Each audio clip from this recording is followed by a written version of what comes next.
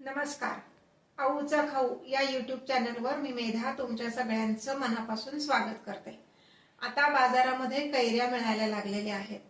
मग कैऱ्या आल्या की कैरीचे वेगळे वेगळे पदार्थ आपण नेहमीच घरी करतो. तसंच आता माझी कैरी ह्या पदार्थाची सुरुवात होईल. कैरीपासून बनणारे पदार्थ. त्यातलाच एक पदार्थ मी आज तुम्हाला दाखवणार आहे, ते म्हणजे मेथांबा.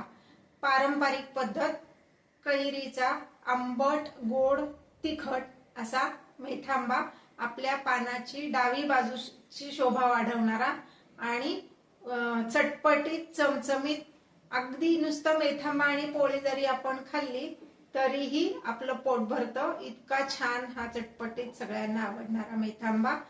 पारंपरिक रेसिपी, आऊची रेसिपी. चला तर रेसिपी बघूयात.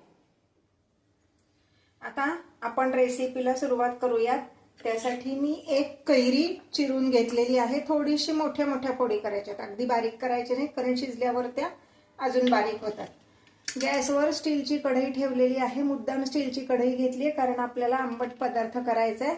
लोखंडी किंवा हिंदालियमच्या कढईत तो थोडासा चव त्याची बदलू शकते, म्हणून असेल तुमच्याकडं तर स्टीलची कढई घ्या, नाही तर हिंदालियमची चालेल, पण लोखंडाची घेऊ नका, काळा पदार्थ काळा होईल. दुसऱ्या बाजूला गॅसवर मी 2 वाट्या पाणी तापत ठेवलंय.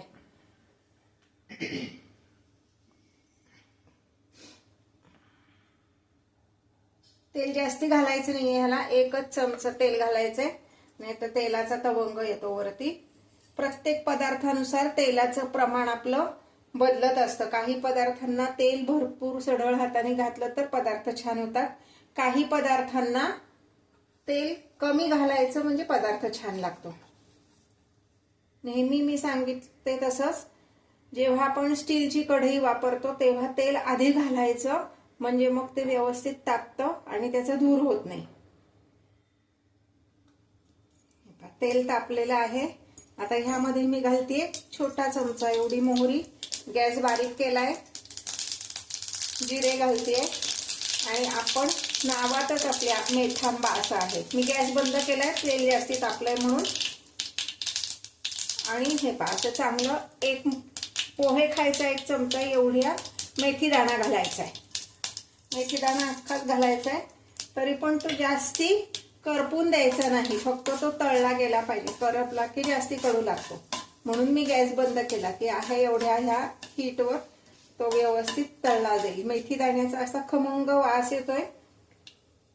आता ह्यामध्ये घालणार आहे मिसळणीच्या डब्यातला 1 चमचा हिंग. यात हिंग पण छान व्यवस्थित घालायचा आहे, भरपूर, म्हणजे स्वाद चांगला येतो. अर्धा चमचा हळद. आणि आता त्याच्यात मी हे बारीक म्हणजे चिरलेली ही कैरी घालणार आहे. अगदी बारीक नाही आणि अगदी मोठी नाही, मीडियम असं फोडी ठेवायचे आणि हे परतून घ्यायचे. आता मी पुन्हा गॅस चालू करणार आहे.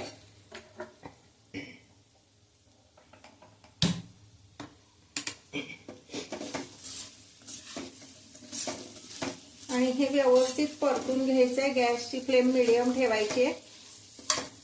कैरीचा थोडासा कच्चेपणा कमी होईपर्यंत, म्हणजे साधारण 3 ते 4 मिनिट आपण हे परतून घेणार आहोत.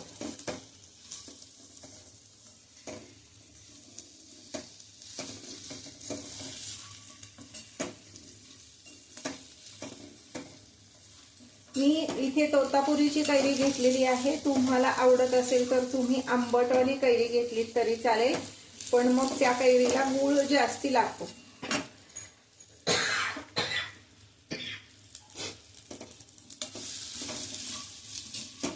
आणि कैरी शिजली की जास्ती आंबट होती, म्हणून मी तोतापुरीची घेतली. आंबट कैरी शिजल्यावर अजून आंबट होईल आणि गुळाचं प्रमाण जास्ती लागेल. आता ह्यामध्ये मी घालणार आहे लाल तिखट. ते किती घालायचे तर मिसळणीच्या डब्यातला जो छोटा चमचा असतो तेवढं तिखट घालायचे. तिखटाचं प्रमाण तुमच्या आवडीनुसार कमी जास्त केलं तरी चालेल. एक अर्धा चमचा फक्त ब्याडगी मिरचीचं तिखट घालणार आहे, म्हणजे रंग छान येतो.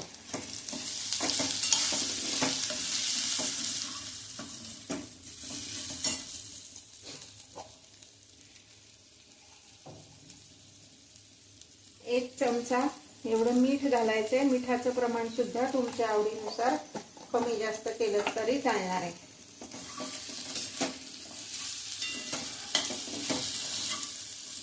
दुसऱ्या गॅसवर मी जे पाणी तापत ठेवले त्या पाण्याला पण छान उकळी आली आहे. आता ते पाणी मी ह्यात घालणार आहे.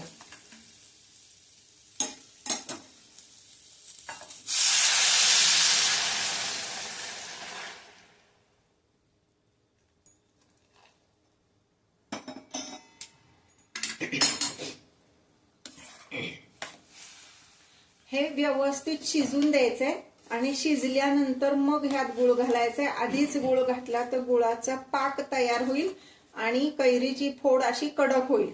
आपल्याला कैरीची फोड कडक नकोय, ती मऊ हवी आहे. म्हणून आपण हे शिजून द्यायचं एक 5 ते 10 मिनिटं आणि मग त्यात गुळ घालायचे. झाकण ठेवून शिजवलं तरी चालणार आहे. मी झाकण ठेवते ह्याच्यावर म्हणजे ते पटकन शिजेल. हे पहा 10 मिनिटं झालेली आहेत. कैरी अशी छान शिजलेली आहे.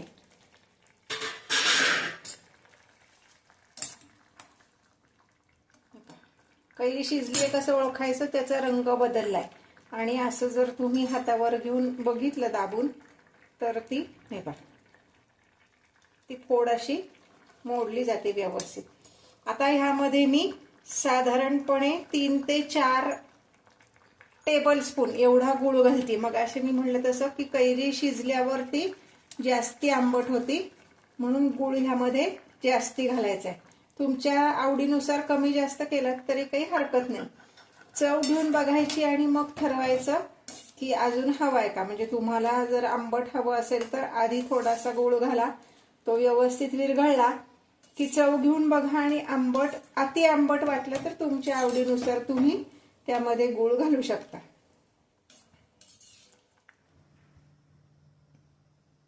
हे पहा हा मेथांबा इतपत दाट होतो गार झाल्यानंतर. आपला हा मेथांबा आता तयार आहे. चटपटीत, चमचमीत, तिखट आणि आंबट गोड असा. तुम्ही चव बघून ह्यात गुळ ऍड करू शकता. माझ्या दृष्टीने आधी घातलेला गुळ तितपत बरोबर आहे.